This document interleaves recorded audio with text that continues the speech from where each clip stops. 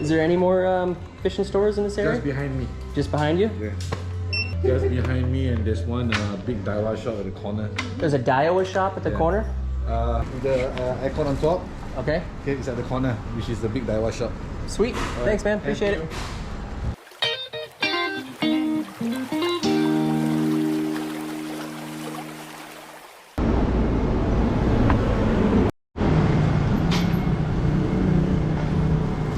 Alright, now I've made it to home base, y'all. A full-on Daiwa shop. World Fishing Center.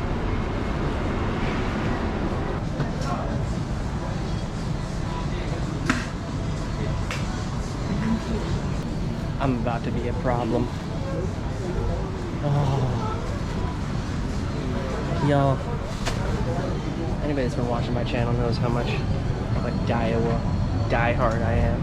And now here I am at the full-on headquarters. The crossfade, the crossfire. Y'all don't understand. I'm almost at tears at this point. Almost at tears. Oh. Gorgeous, gorgeous, gorgeous. Wait, is this a... This is a retracting one. It's the mobile trout tube. Look at that thing.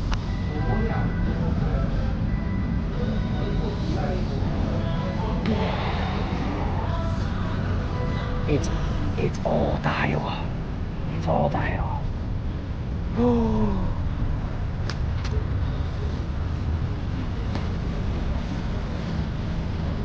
Outrage. Stunning rod. Ultra lightweight casting rod. I mean, just look. Back home, this is what, $400 rod?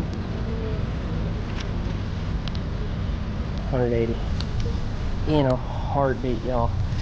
The thing is with these rods is I gotta be able to fit them in my luggage.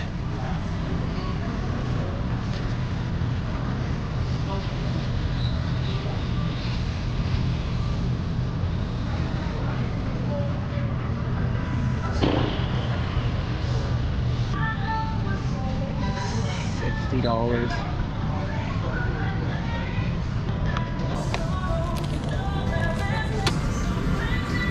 Wow.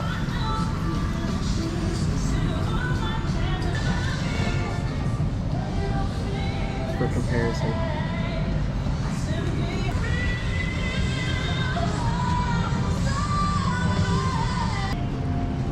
Customize your reel. You mean to tell me I can get a Regal and deck it the frick out?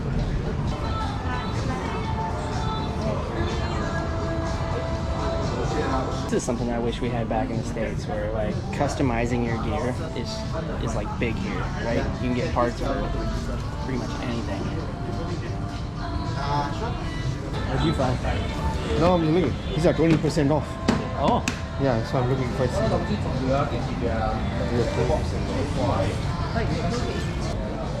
What'd you find? Are you getting anything?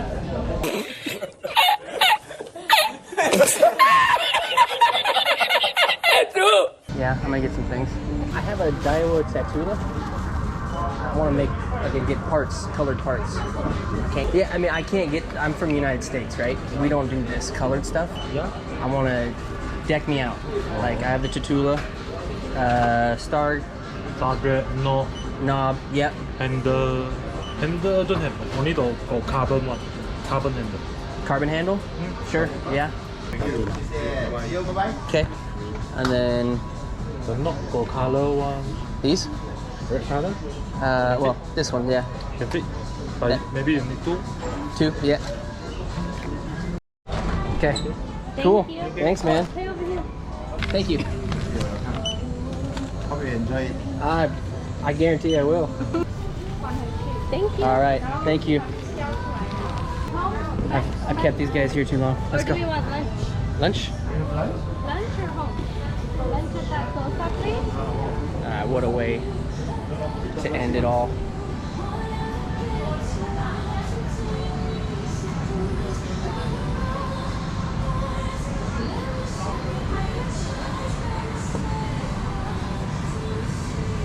I gotta have these.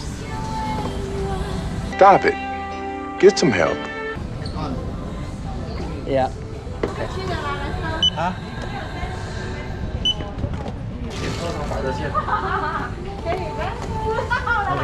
What did he buy? What did he buy? No. Nice thing. See ya. Have a good one. Okay. All right. Now I gotta go. I gotta go. All right, you guys. That's it for the Singapore haul.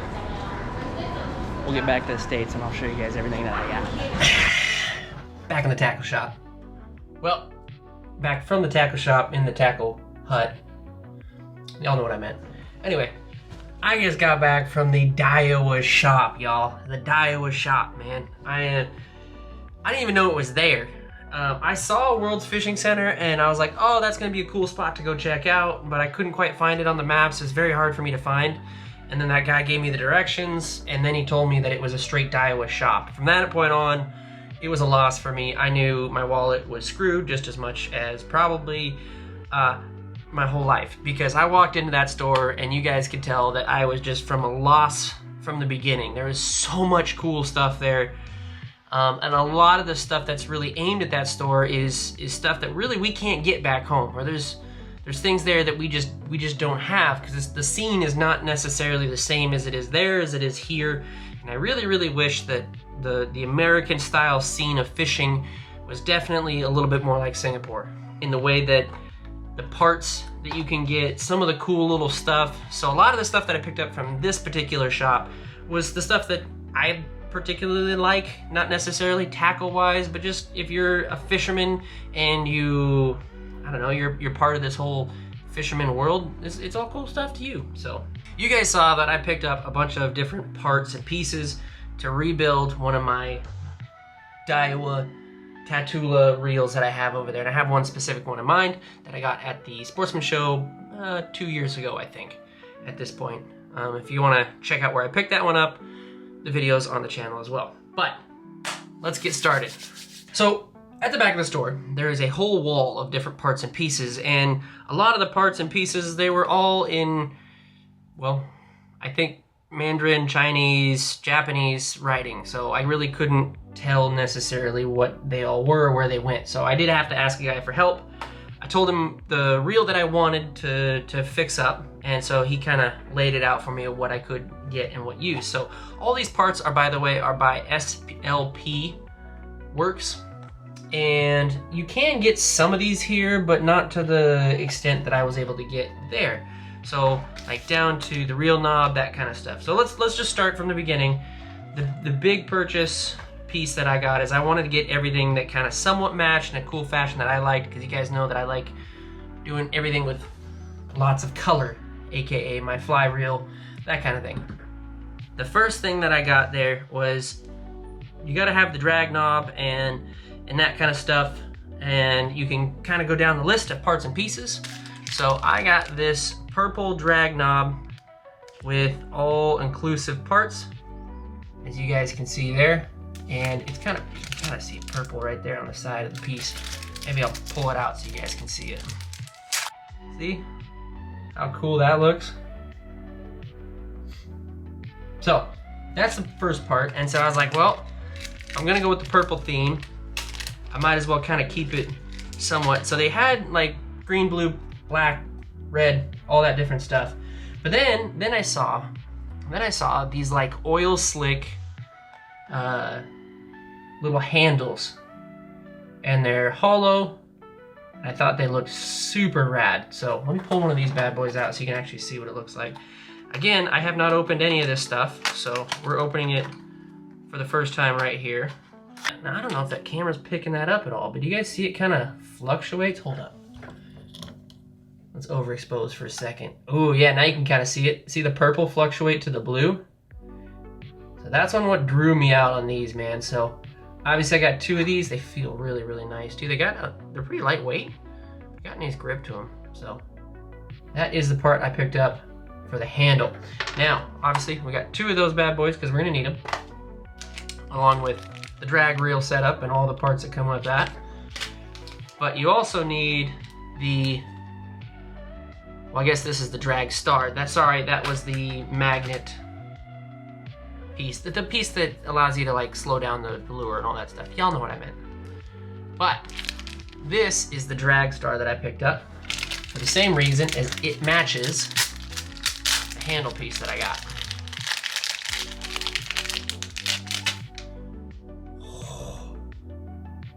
Doesn't look like much, but y'all, when we get this thing put together on the reel, I'm telling y'all, I'll get some close-up photos. You'll see what I mean. You'll see the vision. You'll see the vision. You'll see the vision. Then, last but not least, is we needed to get a crank handle because they had carbon crank handles. Now, these I know you can get here. This piece is pretty common here, the carbon handle. I did, however, get a 90 millimeter handle, so I think it's actually a little bit smaller in the throat than my other one is. So it's super lightweight. But now y'all get to kind of see what I'm talking about with the vision. Look at how good this is gonna look on that frickin' Daiwa, dude. So we are gonna put this together, but before we do that, hold on, let's fix our lighting. Let's do that first. As you guys saw, as I was leaving the store, I did, however, kind of flip around and pick up a 180 because something definitely stuck out to me. You guys kind of saw it, but I was kind of looking for something like this since the beginning of this whole trip, as I wanted some cool, I don't know, like figurines or something like that. I spotted the Shimano Strike Fantasy. Now, I did go look these up online, and the price was there. There was a good price for these. But I just had to absolutely have them because they only made 4 of these. And it was in conjunction with a figurine manufacturer that's pretty popular for, you know, like the anime scene and that kind of stuff. But thought it was super rad, so I wanted to get a couple of these. I'm not gonna leave them in these packages, and I definitely want them for the fish hut here. So I wanna open these bad boys up.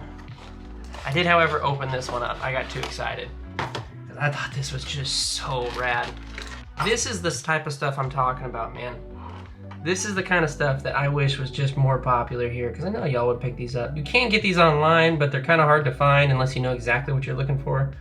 Look at the leaves on top of the water, and then you got a little popper there, and the bass is just about to eat the popper. How cool is this figurine? Like, look at the gills, dude. How rad is that? It's even kind of somewhat see-through in this part, so you can kind of see the red popping through those gills just like they are on the bass. And then you got the bottom spikes on the handle, or on the top of the fish here. Anyway, Strike Fantasy, these things are super rad. So I got this one. They only had 2 different types there. I got this one, and then I got the other one. But when I came home, I did go to a place called Daiso and pick something up, because I don't want just these sitting out on my shelf. I got these little things here at Daiso, which are these dope little boxes.